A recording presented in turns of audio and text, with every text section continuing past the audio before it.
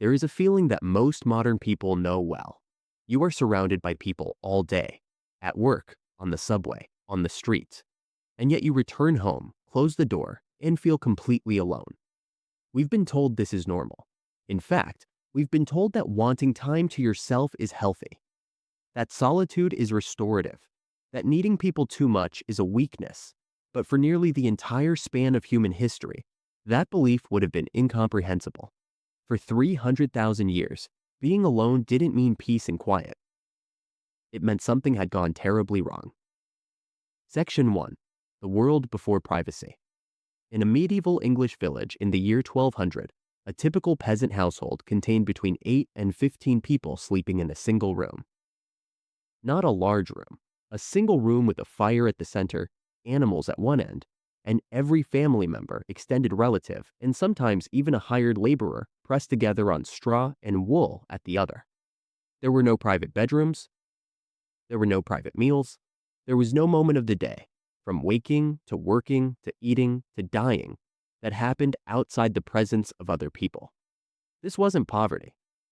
This was architecture built around a biological assumption so deep that it never needed to be spoken aloud. Humans were not meant to function alone.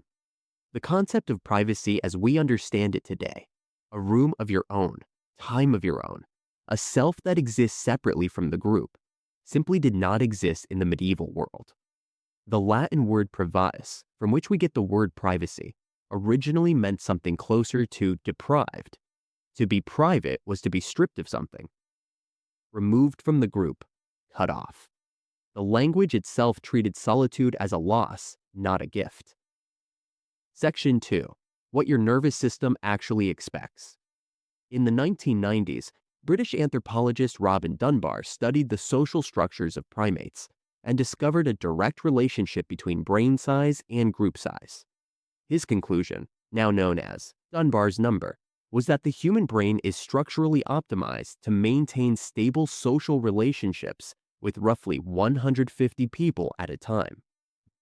Not online followers, not casual acquaintances, real, trusted relationships that require regular contact to stay alive. Within that circle of 150 sits an even more important inner group, 5 to 15 people whose presence your nervous system actively monitors. Your brain, without your conscious awareness, is constantly scanning for these people, and it registers their absence in much the same way it registers hunger or thirst, as a deficit that needs to be corrected. From a neurological standpoint, loneliness is not merely an emotion. It is a biological alarm. The same threat detection system that once warned your ancestors about predators becomes active when meaningful social contact disappears. Cortisol rises, inflammation increases. The immune system shifts into a state of low-grade emergency. Your body was never designed to be alone for long. It was designed to be surrounded, always, by people who knew your name. Section 3. When exile was a death sentence. In Anglo-Saxon England, the harshest legal punishment short of execution was not imprisonment. It was outlawry. To be declared an outlaw,